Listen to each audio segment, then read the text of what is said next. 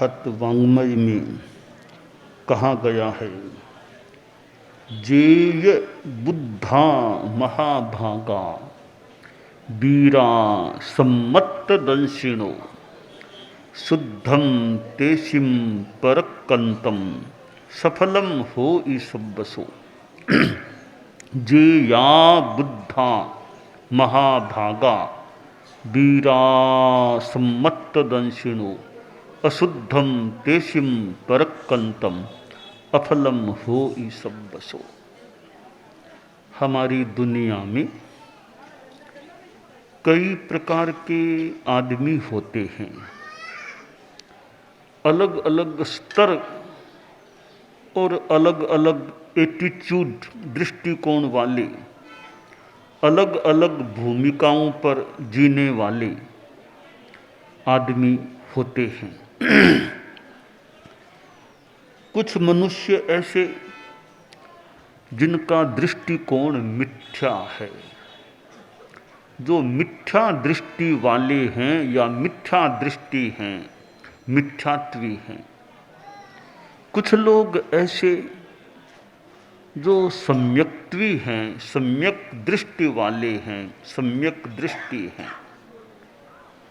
दोनों ही करनी करते हैं, दोनों ही कार्य करते हैं, दोनों ही प्रवृत्ति करते हैं। दोनों की प्रवृत्ति में अंतर होता है। एक ही काम एक बहुत ज्ञानी आदमी करता है और वही कार्य एक बहुत कम समझ वाला या नासमझ आदमी करता है।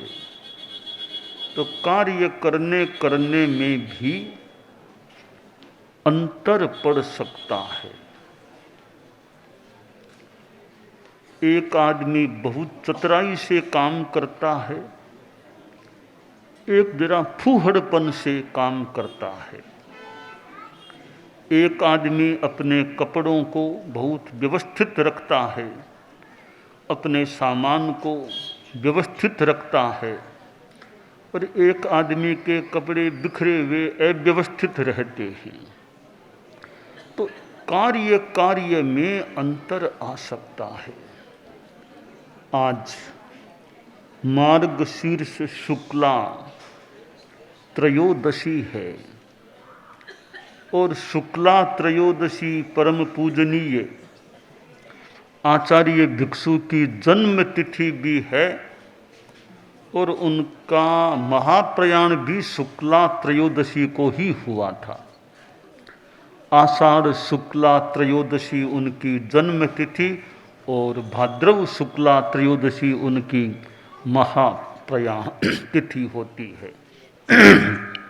वर्तमान में आचार्य भिक्षु का हम 300वां जन्म वर्ष आचार्य भिक्षु जन्म त्रिशताब्दी वर्ष मना रहे हैं।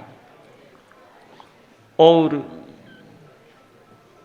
केलवा हम आज सुबह तक थे, वह भी आचार्य भिक्षु से, आचार्य भिक्षु की तेरापंथ दीक्षा से जुड़ा हुआ क्षेत्र है।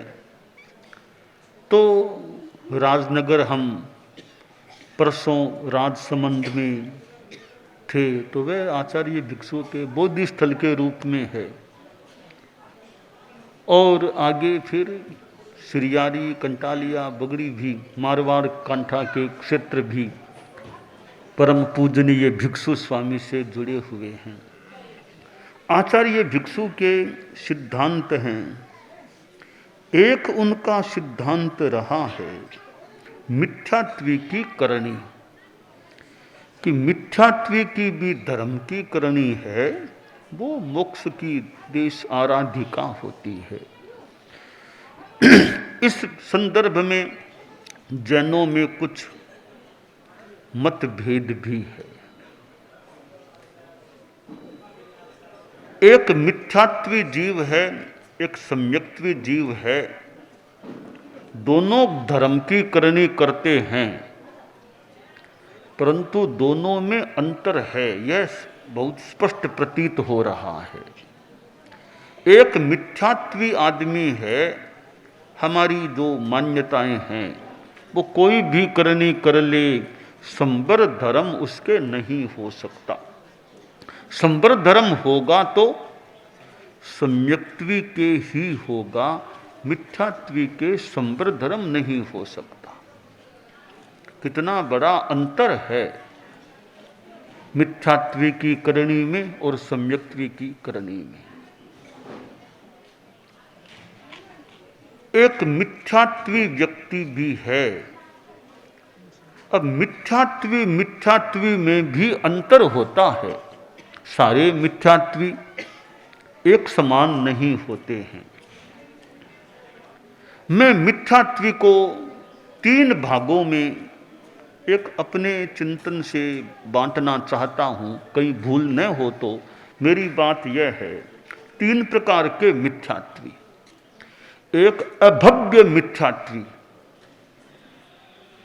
नंबर 2 दुर्लभ बोधि भव्य मिथ्यात्वी, और नंबर 3 सुलभ बोधि भव्य मिथ्यात्वी। ये 3 प्रकार के मिथ्यात्वी हैं। अभव्य मिथ्यात्वी है वो कितनी ही तपस्या कर ले, कितना ही और ऊपरी आचार पालन कर ले, मोक्ष में कभी नहीं जाएगा। तो उस मिथ्यात्वी की करनी है वो मोक्ष में ले जाने वाली तो हो ही नहीं सकती। मोक्ष की आराधिका भी कहा जाए कि न कहा जाए, पर मोक्ष में ले जा सके वो क्षमता उस अभव्य मिथ्यात्वी की करनी में नहीं होती है। हालांकि अभव्य मिथ्यात्वी पुण्य का ठाठ अर्जित कर सकता है और बहुत ऊपर देवगति में कि 9 ग्रैवेयक तक वह अभव्य मिथ्यात्वी जीव जा सकता है, परंतु मोक्ष में कभी नहीं जा सकता। तो ऐसा मिथ्यात्वी करनी करता है। उस करनी से धार्मिक आध्यात्मिक दृष्टि से क्या लाभ या कितना लाभ मिलेगा? हालांकि मैं मोक्ष की बिल्कुल अनाराधिका कहा जाए वो थोड़ा और एक विमर्श का विषय हो तो, पर मोक्ष में ले जाने वाली नहीं होती, यह स्पष्ट है अभव्य मिथ्यात्वी की करनी। अब देखिए मिथ्यात्वी की करनी पापकारिणी भी संसार वर्धिनी भी किसी रूप में हो जाए। कैसे हो जाए? एक आदमी साधुओं का द्वेषी, पक्का मिथ्यात्वी, साधुओं से घृणा। अब मन में आ गया कि ये साधु आए हैं, वो द्वेष भाव से भरा हुआ है, इनका काम तो तमाम करना चाहिए। अब वो थोड़ा सारी योजना जानकारी करके, क्या विधि विधान साधुओं के जानकारी कर ली। गांव में साधु आए कि महाराज गोचरी पधारो, गोचरी पधारो। नाम जान लिए गोचरी क्या होती है, वो क्या, गोचरी पधारो, गोचरी पधारो, जरूर कृपा कराओ। मुझे तो कभी कभी मौका मिलता है गांव में। संतों ने सोचा भी बहुत भावना वाला गांव का आदमी लगता है, हम थके मांदे आए हैं, भूख भी लगी है, इतनी आग्रह भावना से गोचरी के लिए कह रहा, तो जाओ कुछ जो मिले लेके आए। तो संत शुद्ध भाव से भी इतनी भावना है गांव में, हमें तो आहार चाहिए, भूखे हैं, ये सहज ही आग्रह भावना है कि गोचरी आओ, गोचरी आओ। साधु गोचरी गए। कभी सोचता सब ठीक है महाराज, क्यों बनाया महाराज, मैं तो खुद ही खाना खाता हूँ, घर में हमारे अतिथि भी आते हैं, बहुत चीज़ें घर में है, खाना लो, और भी मिठाइयाँ भी लो, वो लो। लगा बहुत भावना वाला आदमी है ये तो, न जैन है तो भी इतनी भावना है। कहा ठीक है भाई, थोड़ा रोटी बरेग मांस आस लड्डू लो, मोदक लड्डू लेना पड़ेगा। अलमारी में से लड्डू का एक वो कटोरदान निकाला, 5-7 लड्डू मोदक बने हुए, महाराज लेना पड़ेगा। बहुत आग्रह। संत भी थोड़ा थोड़ा बढ़ाओ, थोड़ा नहीं, थोड़ा क्या बाप जी, आज मौका मिले तो पात्री खींच कर सारे लड्डू पात्री में डाल दिए। ऊपर से देखें तो कितना भावना भक्ति, कितना आग्रह, सारे लड्डू बढ़ा दिए। संतों ने सोचा कोई इसका जैन साधुओं से संपर्क रहता होगा, कई सेठों की नौकरी की होगी, तब इतना जानता है भी कैसे बनाना करना। तो संत बहुत ठीक, आज तो अच्छी गोचरी मिल गई, थके मांदे हम संतों को मिठाई मिल गई है, गांव में मिठाई मिली है। संत लेकर आ गए। अब लेकर आ गए और संतों ने आहार करना शुरू किया। इतने में एक कोई दूसरा आदमी दौड़ता दौड़ता आया और संतों के हाथ में लड्डू थे, वो खाने को लड्डू को छीना, सारे लड्डू छीन के फेंक दिए। भैया क्या बात है, संतों के साथ ऐसा व्यवहार क्यों करते हो? संत लोग हैं, लड्डू खींचना करना फेंकना, संतों के साथ ऐसा व्यवहार कि महाराज बाद में बताऊंगा कैसा। आप लड्डू बिल्कुल मत, सब मैं फेंकता हूँ लड्डू, कहीं जाके दूर लड्डू फेंक दिए। भैया बात क्या हुई, क्यों तुमने छीने हमारे हाथों से लड्डू? तो वह बोला महाराज मुझे एक रहस्य का बोध हो गया, जानकारी मिली है। आप जिस घर में वो गोचरी गए थे, लड्डू लेकर आए थे, तो उस आदमी का बेटा और मेरा बेटा दोनों एक साथ पढ़ते हैं, मित्र हैं। तो उस बेराने वाले आदमी के बच्चे ने कहा आज ये साधु आए हैं ना, 3-4 घंटों में सब तुम्हें सोए पड़े मिलेंगे। का क्या बात कि मेरे पापा ने आज वो लड्डू जहर के बनवाए थे, वो सब संतों को दे दिए, खाएंगे सब मर जाएंगे आज। तो मेरे बेटे ने कहा महाराज सब मर जाएंगे, आप जल्दी ध्यान दो। तो मैं दौड़ता दौड़ता आया कि महाराज खा नहीं लिए लड्डू, तो मैंने सारे लड्डू छीन के फेंक दिए, इसलिए लड्डू छीने आपसे। अब हम चिंतन करें यहाँ पर कि लड्डू अचित्त थे, कोई सचित्त नहीं थे, लड्डू बिल्कुल अचित्त थे। जिनको दिया गया वो साधु, शुद्ध साधु थे। देने वाला ऊपरी तौर पर बड़ी भक्ति भावना दिखा रहा था और आग्रह से दे रहा था, वो मिथ्यात्वी आदमी था। अब उसकी वो करनी है, मिथ्यात्वी की करनी है, क्या उसको धर्म माना जाए? हालांकि अचित्त दान दिया है, शुद्ध साधु को दिया है, तो सारी प्लानिंग भावना क्या, उस दान को धर्म कैसे माना जाए? वो मिथ्यात्वी है, दृष्टिकोण बड़ा खराब।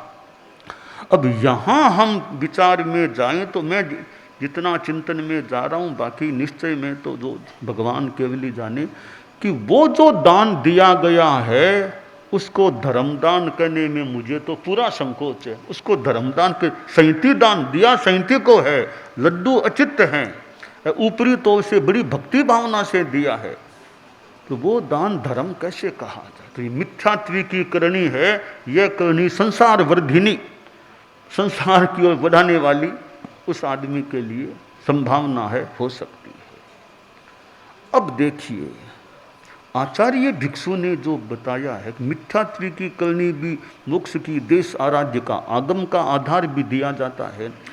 अब एक मान लो नॉन जैन आदमी है, वो न अरिहंत को जानता न शुद्ध साधु को जानता है, परंतु बड़ा निर्मल चिंतन है, बहुत भला आदमी है, तपस्या करता है, कभी कभी फास्टिंग उपवास कर लेता है, और मन में भी एक झूठ नहीं बोलना, झूठ नहीं बोलता है, झूठ बचता झूठ बोलने से, और भले राम का नाम लेता है, राम राम राम राम करता है, मन में भावना मेरा भी कल्याण हो, मेरा भी कल्याण हो।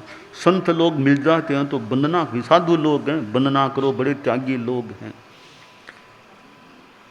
और थोड़ा स्वाध्याय ज्ञानाराधना भी एक अच्छा काम है, करें हमारा भी कल्याण हो, तो वो भले मिथ्यात्वी होगा, ऐसी करनी करता है, उसको धर्म का लाभ क्यों नहीं मिलेगा? भले वो नॉन जैन है, मिथ्यात्वी है, पर तपस्या करता है, और भी रात्रि भोजन का त्याग कर लेता है, और स्वाध्याय भी कर लेता है, संतों को वंदना कर उनका सम्मान करता है, तो ऐसी अच्छी करनी करता है, भले वो मिथ्यात्वी है, उसको धार्मिक लाभ मिलना चाहिए, उसको निर्जरा का लाभ होना चाहिए, भले वो नॉन जैन है, मिथ्यात्वी है। तो यहाँ हम आचार्य भिक्षु के दर्शन को सामने रखें कि ऐसे मिथ्यात्वी जो अंतर्भावना से धार्मिक करनी करते हैं, उनको निर्जरा का लाभ जरूर मिलना चाहिए। वो संसार से मोक्ष की ओर ले जाने वाली, मोक्ष की देश आराधिका करनी बन सकती है। बहुत स्पष्ट लग रहा है, बननी ही चाहिए। मतभेद जो ये हुए हैं वो कोई कारण से हो सकते हैं कि एक पक्ष को हम ले लें। अब देखिए, एक कपड़ा है, एक ओर से सफेद है, एक ओर से मान लो लाल है। तो जिसने इधर से देखा कि कपड़ा तो सफेद है, उधर से कपड़ा तो लाल है, पर कोई आदमी बीच में दोनों को देखे तो भी इधर से सफेद और उधर से लाल है। तो एक बात कि हम किस पक्ष को देख रहे हैं। अगर सर्वांगीण रूपेण किसी बात को देखें तो हो सकता है हमें समग्रतया कोई बोध हो जाए। तो मिथ्यात्व की करने की जो बात है, कोई कहे कि संसार वर्धिनी है, तो अगर भूल न हो तो मैं कहूँगा भी संसार वर्धिनी हो सकती है। वो शुद्ध साधु को जहर के लड्डू का दान दे रहा है, उसकी वो दान की करनी संसार वर्धिनी मिथ्यात्वी है, उसकी वो करनी संसार वर्धिनी हो सकती है।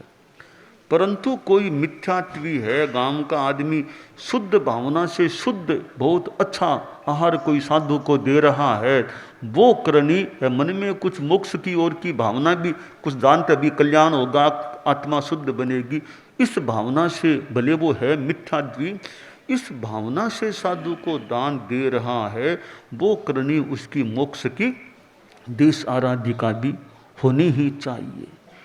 तो यह आचार्य भिक्षु ने जो ये मिथ्यात्व की करनी को देश आराधिका बताया है, वो एक प्रकार से बहुत ही ठीक बात यूँ लगती है कि इसमें भी के जो जैन नहीं हैं, जैनों में भी अलग संप्रदाय के हैं, भी उनकी भी अच्छी करनी तो अच्छी ही है। वो भी धर्म ध्यान साधना मोक्ष के लिए करते हैं, उनको भी लाभ मिलेगा ही मिलेगा। और यह मान लिया जाए भी दूसरे संप्रदाय के जो करेंगे सब संसार वृद्धि काम है, तो वो बात ठीक नहीं लग रही है, वो बात बैठ नहीं रही है।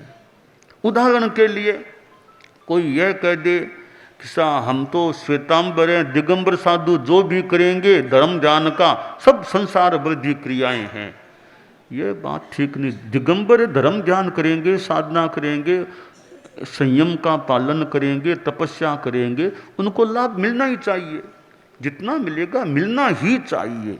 कोई दूसरे कह दें श्वेतांबर हैं, वो जो भी करते हैं वो तो मिथ्यात्वी हैं, सब संसार वर्धिनी, ये बात नहीं बैठती। श्वेतांबर भी जो धर्म ध्यान करेंगे, शुभ योग में रहेंगे, तपस्या करेंगे, उनको मोक्ष, वो तो मोक्ष को मानने वाले हैं।